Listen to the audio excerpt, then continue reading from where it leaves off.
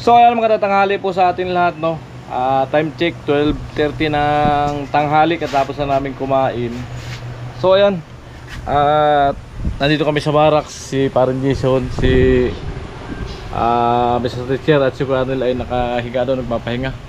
So ayan, siyempre malapit tayo sa bahay ni Chinchin. Andito na sila, nakalipat na. At yung bahay, dating bahay nila doon ay nadaanan ni Parang Jason at na-upload na sa YouTube na baha. Kung hindi pa sila nakalipat ay sigurado na nasa ano na sila na naman ngayon, sa bangkita, sa taas. So ayun, ito, kumustahin natin ang sitwasyon sa kalagayan nila ngayon kumpara sa mga nakaraan na bahay nila. Ano ang nararamdaman nila ngayon na ito, bumaha na naman. Ayan, tunghayan po natin. Una ko si Chinchin, kuha natin ng kaunting salaysay kung ano yung pakiramdam nila na nasa mabuti na silang kalagayan at tinitirhan. Let's go! So ayan, Chinchin,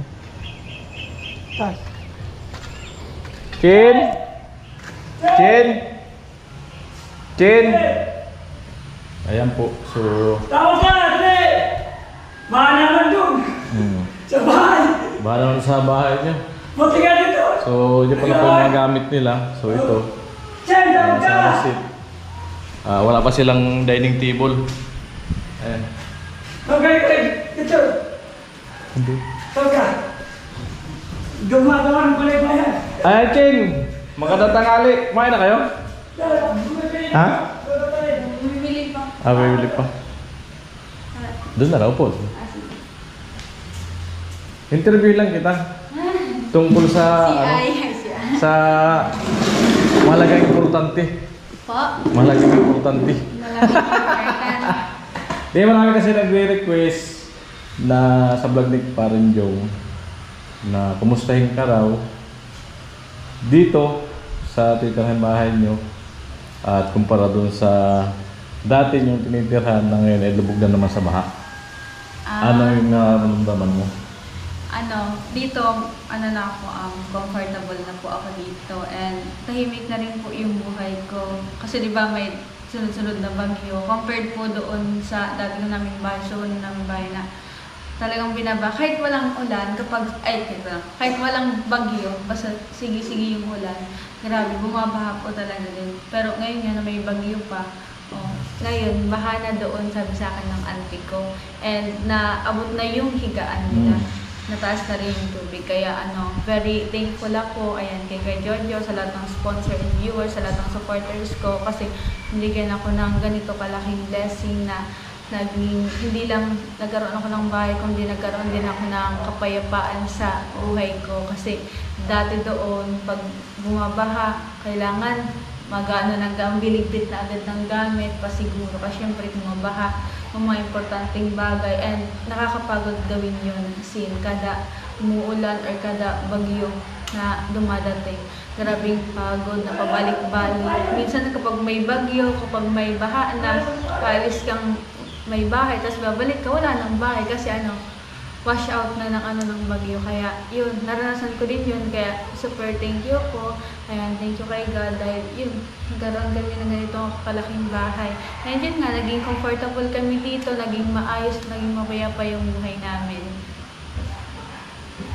Siyempre, hindi lang para sa buong family mo, siyempre, di ba? Opo, kasi sinabihan ko rin po yun yung mga auntie ko. Ayan, sabi ko kapag hindi na kaya, kapag hindi niya talaga kaya, pwede naman, welcome naman po silang mga relatives ko. Welcome naman po sila sa bahay. Sa bahay na to. Habang nagpapahupa ng baha. Sabi nga ni Kuya Alamid na patuloy lang ng mga tao nangangailangan hanggat merong space. Sige lang, kasi galing rin naman ako sa part na yun. Naranasan ko rin yun. And for me, super hirap. Kaya, welcome po sila sa bahay ko. Sa bahay namin. Ay, ano yung nung time na wala pa to, kung bumaha ay nasa ano kayo sa taas na kalsada. Sa Magkita, Boulevard. Boulevard. Ano yung pagkaramdam mo nung kayo tumitira? Super hirap po, lalo na po kapag ulan din. Kasi di ba nasa taas po yun, then trapal lang po yung gamit.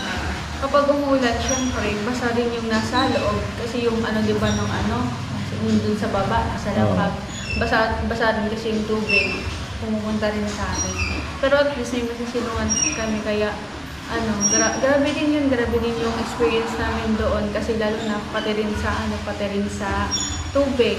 Di ba po, aakyat pa yung tubig, mag-iigib pa doon sa kabila para may magamit kami. And also po tawag doon? Palikuran, siyempre. Tapos, Unang-una yun, mahirap.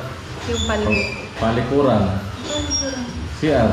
yung siya. Ayun, lalo na nga po kapag kailangan maligo, syempre doon po ako din kila auntie, doon ako nakikiligo. Ayan, kaya super hirap din po ng pinagdaanan ko bago po kami nakaranas ng ganito. So ayan, super blessed ang dumating kay Chinchin sa buhay niya. So ang lang natin is alagaan nilang maayos ang kanilang bahay. Ayan.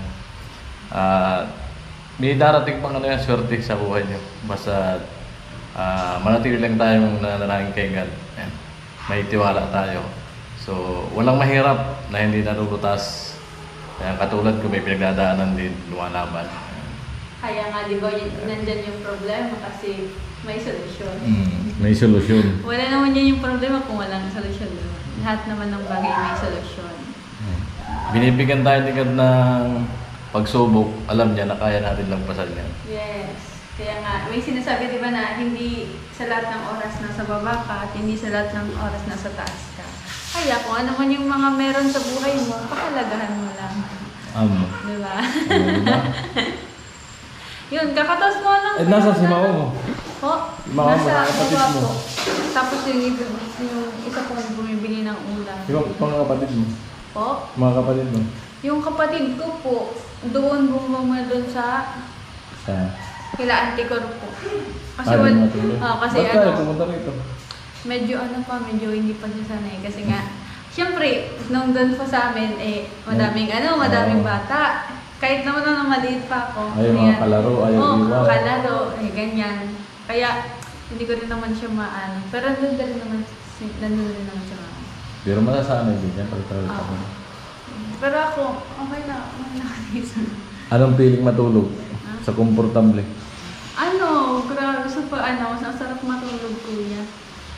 Kasi wala ka ng di ba may iba't iba kasi tayong pagtulog. May iba't iba tayong pagtulog. Yung yung matutulog ka tapos like parang hindi as in talaga na hindi walang kapayapaan sa isip na nag-worry ka pa kahit tulog ka na kailangan dapat ganyan kapag may tumutulog. Pero ngayon parang wala na, isip ka na lang talaga. Tapos hindi na yung like bobo, hindi mo babasa. Kasi okay na, diba? Talagang feeling mo talaga safe na Oo, safe na po ako dito. Huwag lang mabasagin yung bintana, makakapasok. Wala kasing grills. Pag binasag yung bintana, mapapasok si Chinchin. Kasi nakakapagod ko yung mga kambing dyan pag uumaga. Yung kakalinis mo lang sa harapan, tapos nandyan na naman. Walang magawa. Pero ang hirap. Ang mahalaga dyan ay talagang safety na talaga yung pera. Yan. At napakarami pang mga kapitbahay ni doon ni Chinchin na talagang nagsasakripisyo ngayon.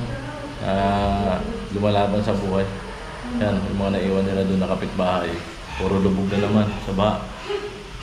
And kay Paring Jong, nakita sa vlog ni Paring Jong kanina yung sitwasyon doon. Sinilip niya. At ito po yung request nyo. So, kinasama ko ni Paring Jong, ako na rin mag-vlog na kumustahin si Chinchin. Yan. At salamat kay Paring Jong. At pinag-interview sa akin si Chinchin. At nagkaroon din ako ng time. Welcome naman po kayo and kung gusto niyo po, basta lapit lang po kayo sa akin. Hindi naman po ako ano. Alright. Yes, alright. Oh, huwag nang sad, Kuya Gatcho. Ha? Laban lang. Laban lang. Aangat tayong lahat. Kailangan natin ano, team paangat. Team paangat. Oh, ayan, laban lang.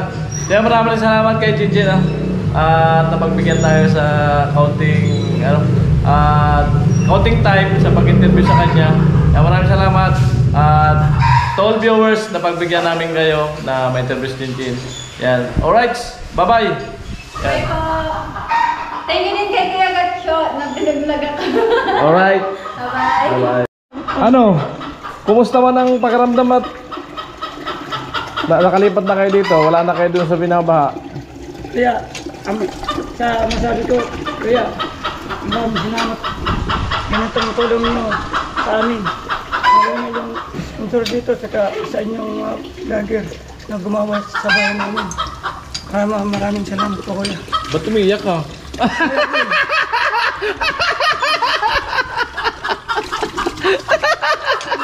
Di kinasan ko yung magkakalit pa lang ko. Kaya sabi nga, laban lang, tiwala. Salamat talaga, Kuya. Tiwala, laban lang. Sa tumulong sa bayan namin at kayo. Talaga, salamat kayo. Salamat sa sponsor din. Kaya, mahal ko kayo. Sa Lord. Nakakatulog ka na ng maayos. Ha? Kaya na. Siya yung gumagana ng orchids niya. Nanghingi ng orchids sa Aba, may orchids na parang nilagay oh. Aba, design pala yun, kaya pala na ano yun dyan. Amo. Salamat. Thank you very much. Okay lang yun.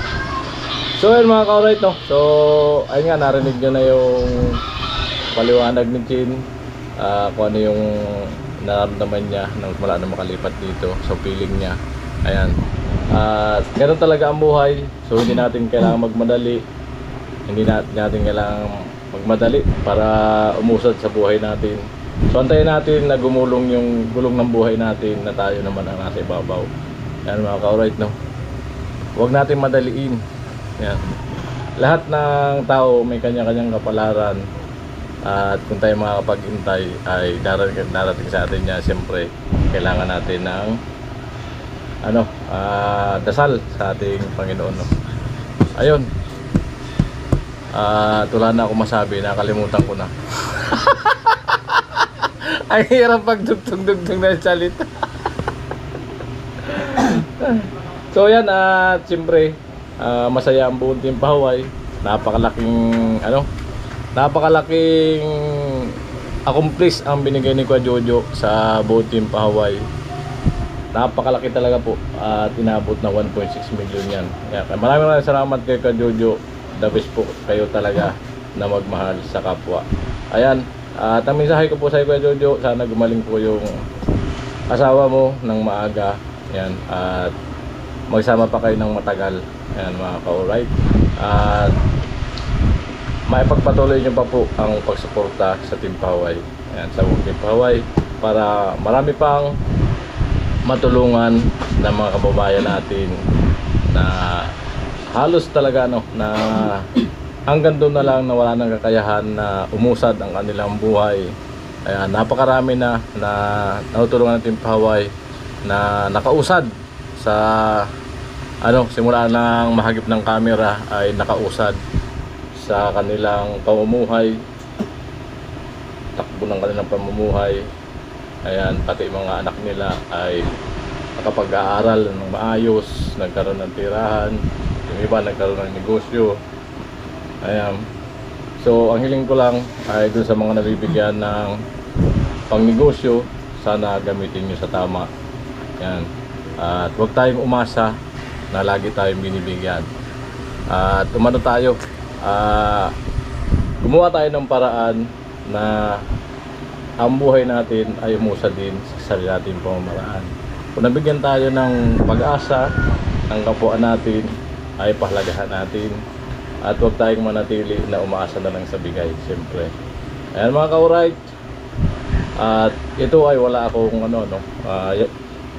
galing lang yan sa puso ko, naisipan ko ay share sa inyo dahil yan ang katuwiran ko.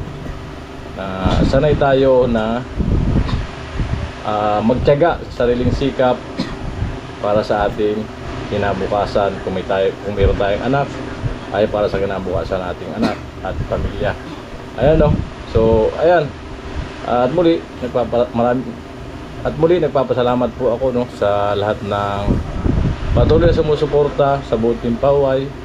Siyempre lalong lalo na kay Kuya Noli Vlog, at more project tayo, more vlog, at sana manatili po kayo nandyan na nakasuporta po, no, at lalong lalo na sa mga masusugid na sponsor po ni Kuya Noli Vlog na talagang di nag-aatubili na magbigay ng tulong kay Kuya Noli Vlog pag may nangangailangan na tulungan. So siyempre pag may nag-sponsor kay Kuya Noli Vlog, lalo na sa pabahay, ay kasama na po kami dyan na nagkakaroon ng pagkakakitaan para sa aming pamilya.